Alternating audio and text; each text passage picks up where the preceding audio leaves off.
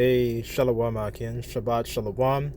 All praises, glory, and honor to Yahweh, Ba'ashem Yahweh Shai, Ba'ashem Rakah Kodash. Double honors to the apostles and the elders, great millstone, for teaching us his truth. And salutations to the sincere Akim and Aqua that may listen. May the blessing of election be upon your house. My name is Brother Raquai. I'm back in here with another quick and Lord's will is always an edifying lesson. And for today's lesson, I kind of wanted to go through a little bit of run through of this story here, between David and Johnathan, right? So I guess I'll just start off with the first precept and just jump right into it. Salakia Akim.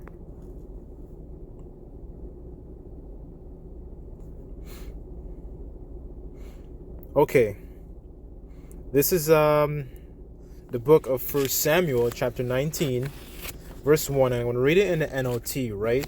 And I'll bring out a couple precepts in regards to what's going on in the story. And Lord's will is always Yahweh Ratazah, and this lesson may be edifying. So this is 1 Samuel, chapter 19, verse 1. And it says, Saul now urged his servants and his son Johnathan to assassinate David. But Johnathan, because of his strong affection for David, told him what his father was planning. Tomorrow morning, he warned him, you must find a hiding place out in the fields. I'll ask my father to go out there with me, and I'll talk to him about you. Then I'll tell you everything I can find out. So essentially now, at this point, Saul is essentially, he starts tripping. He starts, behaving very carnal. He starts doing things that are essentially, he just starts tripping out, basically, right? The spirit of the Lord left him, and then an evil spirit essentially began to dwell, within him. So now Johnathan is essentially playing the role of what the scriptures call a faithful friend, right? I want to get that in a second, right? So Johnathan is essentially trying to kind of vouch for him and speak on his behalf, right? So this is verse 4 in the NLT, and it says, the next morning, Johnathan spoke with his father and about David, saying many good things about him. And the king must not sin against his servant David. Johnathan said, and it says, he never done anything to harm you. He has always helped you in any way he could, right? And just a quick snippet, in the, I believe it was the last chapter, this is where Saul already had thrown javelins at him. So Saul was essentially behaving very carnal, right? And scriptures say that wisdom cannot dwell in a soul that is malicious, right? As a matter of fact, let me get that. I didn't have that written down.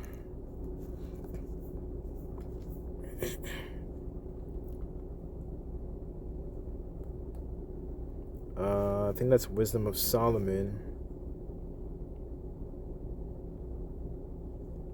Okay, this is Wisdom of Solomon 1 and 4. And it says, for into a malicious soul wisdom shall not enter, nor dwell in a body that's subject to sin.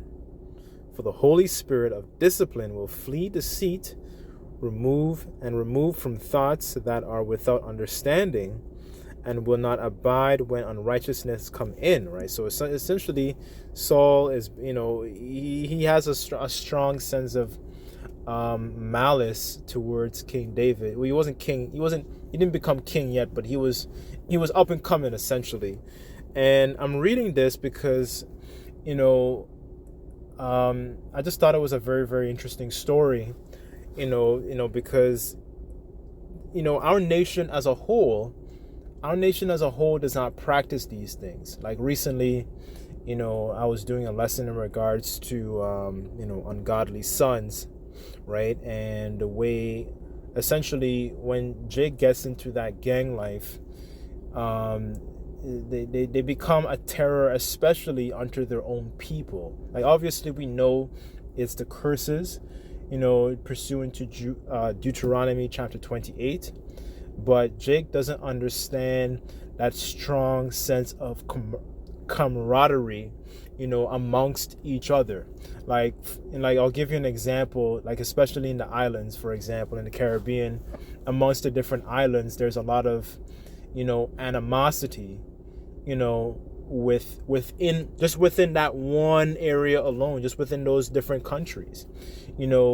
The so-called Jamaicans, they don't like the so-called Trinidadians, and vice versa. So there's a lot of animosity, amongst our nation as a whole, right? And here it is, you have two individuals here. You have King David, of the line of Judah, and then you have Johnathan, of the line of Benjamin, because King Saul was of the line of Benjamin. You have two different men from, different tribes, and they have that strong they have that strong affection for each other, right? And this is proper, Israelite culture. This is proper grooming and proper understanding. We're not looking at each other as with an evil eye towards one another, right? Oh boy, let me go back to the story. Salakia.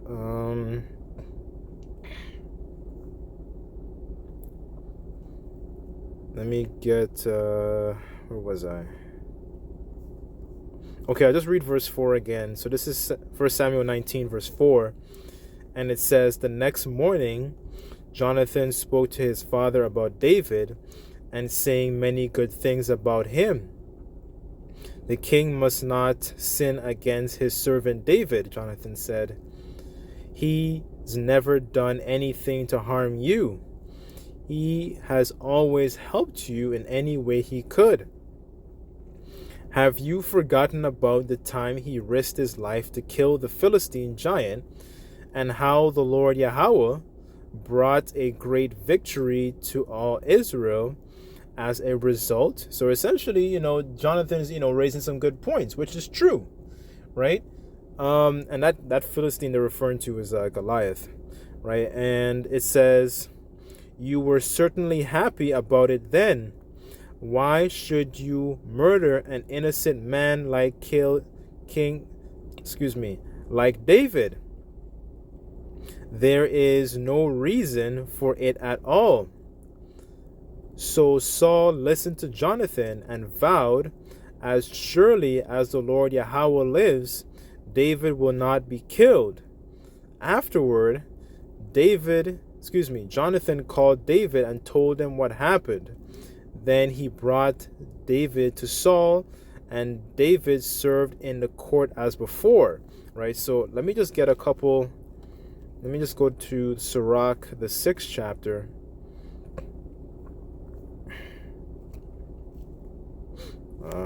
Just bear with me.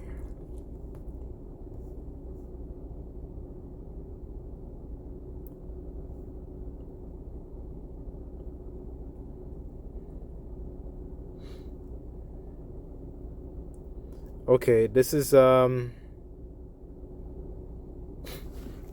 Sirach 6, verse 14. It says, "A faithful friend is a strong defense, and he that hath found such and one hath found a great treasure. Nothing doth countervail a faithful friend, and his excellency is invaluable." And these are little tenets, little snippets of understanding that we've lost as a people, because in this society, Jake strongly prioritizes, okay, let's establish proper businesses, let's establish We need to get ourselves into, these white collar positions. We need to lift up the so-called community as a whole. But Jake forgets these basics, these fundamentals of what actually makes you a great nation, right? They forget about the little things of how to actually deal with your own kin, how to actually deal with your own, your parents, your children, so on and so forth. Because Jake is so far gone, they've essentially have forgotten the Lord, and they've forgotten their resting place, right? The scriptures say that and the ox knoweth his owner, and the ass his master's crib, but my people doth not consider, to roughly paraphrase, right? And I'm also bringing this out, because recently I was looking at the news. Donald Trump, he's now he's now been sworn in as the president. And I was thinking to myself, like, it's also a good time to also improve on fruits of the Spirit, like it describes in Galatians 5, because in these times, we don't know if we would always have a friend, like as a matter of fact, let me go to it.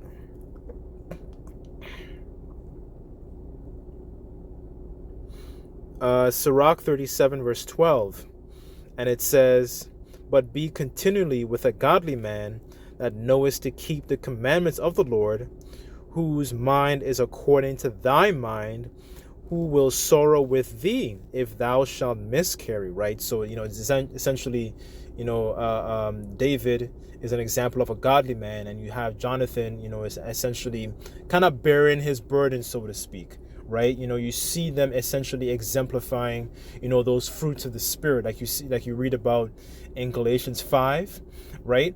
And and he was looked very favorably. They had a very strong affection for each other.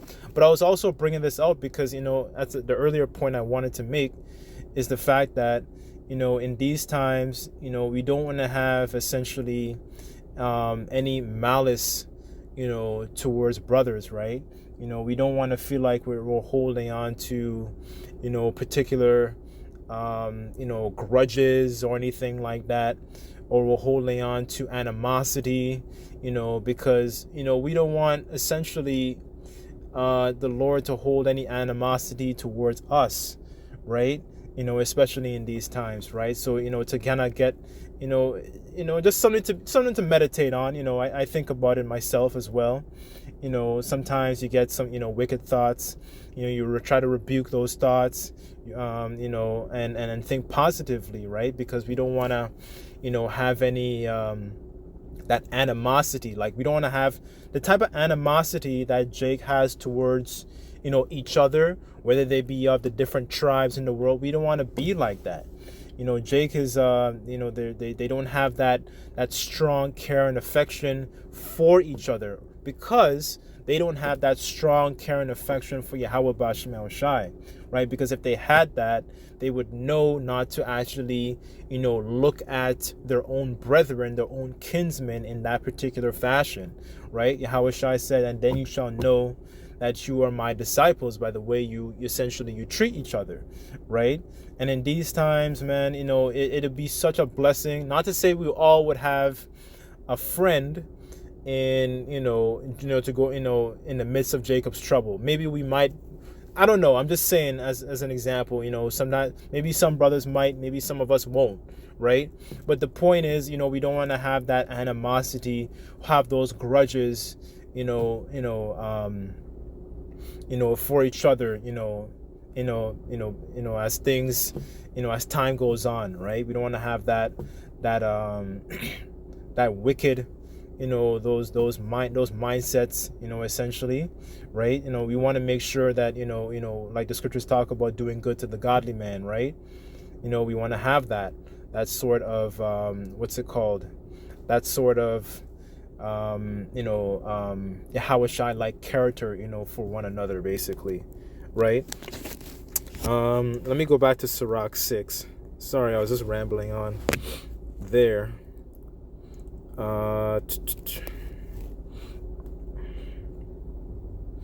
Okay, this is Sirach chapter 6 verse 15, and it says, "Nothing doth countervail a faithful friend, and his his excellency is invaluable. A faithful friend is a medicine of life, and he that feareth the Lord shall find him. Whoso feareth the Lord, Yahweh, shall direct his friendship aright. For as he is, so shall his neighbor be also." Right? So that's so important, right? That's very important, because essentially, when we have those fruits of the Spirit, because, even if we do end up, alone in a particular situation in the midst of Jacob's trouble, we want the Lord to essentially remember us, in those times, right? Kind of like how the angel in the book of Tobit remember the good deeds that I believe it was Tobit that Tobit did, right? Those are the things, like, we want the Lord to essentially remember us in those times. That's the point I'm really trying to, that's why I'm also bringing this out, because it's all about the Lord essentially remember us in the midst of Jacob's trouble, man, because we're essentially worms, right? And the wicked is doing all their different devices to plot against us. As a matter of fact, let me get quick precept, not to go too off topic. This is, hold on, is it Psalms?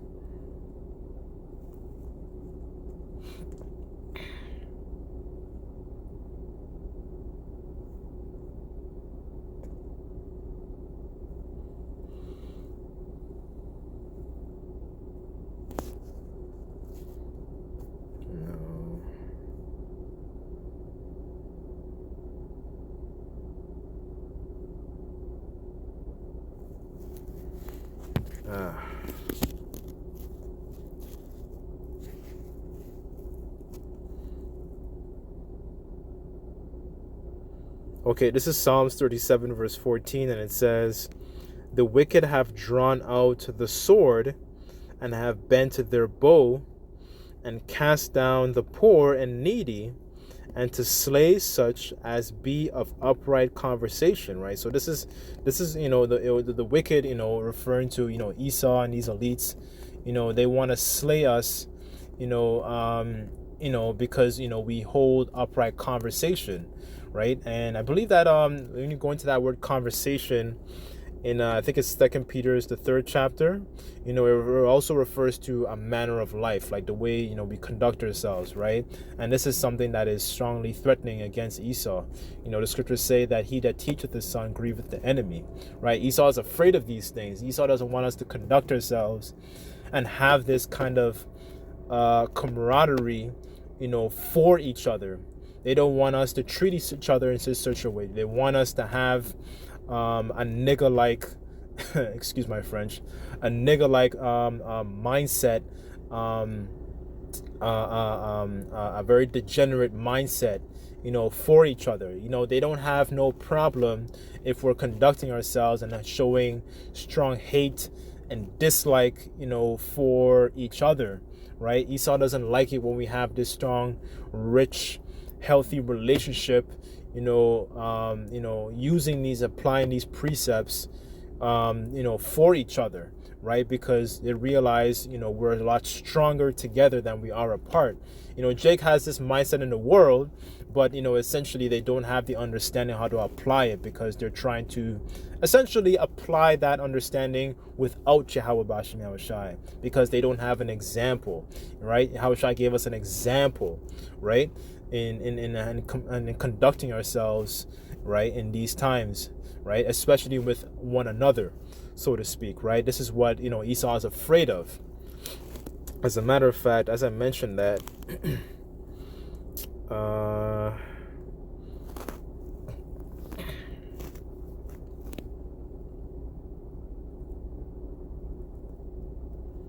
okay, this is Ecclesiastes 4:9.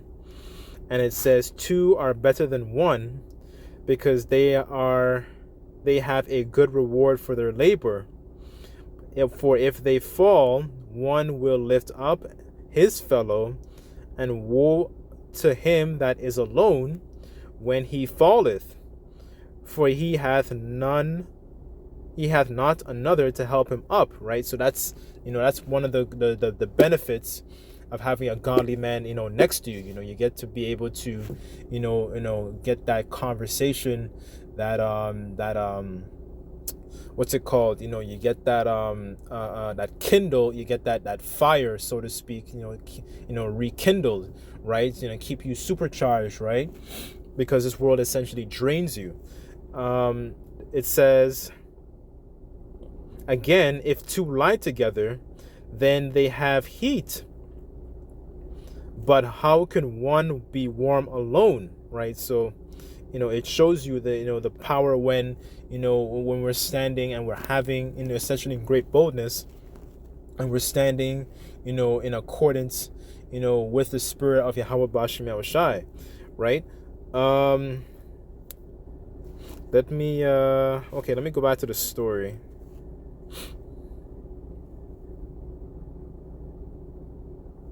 Okay, this is 1 Samuel chapter 19 verse 8, and it says, war broke out again after that, and David led his troops against the Philistines. He attacked them with fury that they all ran away. But one day when Saul was sitting at home with a spear in hand, the tormenting spirit from the Lord suddenly came upon him again.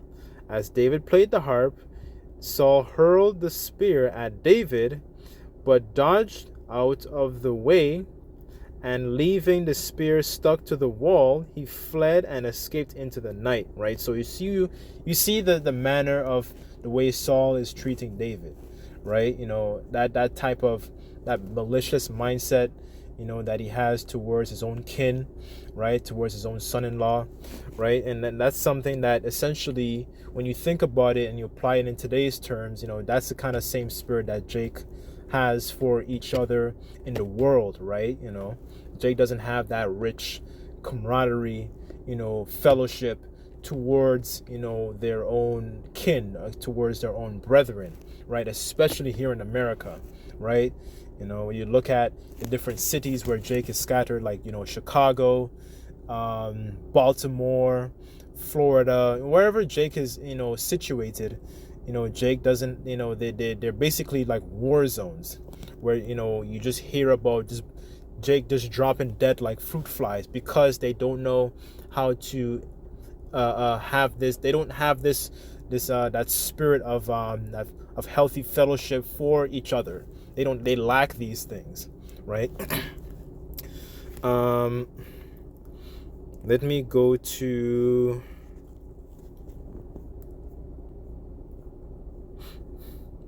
this is Amos chapter 9 verse 11, and it says, "And that day I will raise up the tabernacle of David that is fallen, and close up the breaches thereof, and I will raise up his ruins, and I will build it as in the days of old," right? So the Lord is going to, raise up that tabernacle of David, because, and that starts, with the elect of our nation, because 2/3 of our nation are not actually practicing, these what's it called, these precepts, and actually have that type of camaraderie for each other. They still look at each other with an evil eye. Like when we come in to the understanding of knowing that we're Israelites, all these different bywords, what we were called, we were, all that disappears, right? And we're surnamed after, Yashar Allah. He is a prince of the power. We're surnamed after Israel, right? That is, that's what, brings us together rather than actually tearing us apart, right? And that's so important in this time, because you have brethren that are dwelling together in unity, and Jake doesn't understand the importance of that, because they don't apply these, I don't want to say it's simple, but they don't apply these particular things, right? Because they don't actually basically they don't love the Lord. That's why it's harder to apply these things, right? Because they have to apply Yahweh Bashem Yahushai, right, to get an understanding of how to implement these sorts of behaviors, right? But anyways, I guess I'll leave it there. I pretty much made the point. I just thought about, because as time goes on, it's very interesting to see how 2025 has started, and it's all about the Lord remembering us, in these times, man.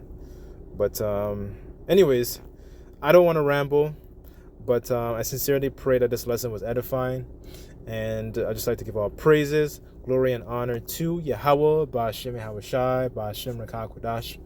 Double honors to the apostles and the elders, great millstone of teaching us truth. Until next time, I say Shalom. Shabbat Shalom.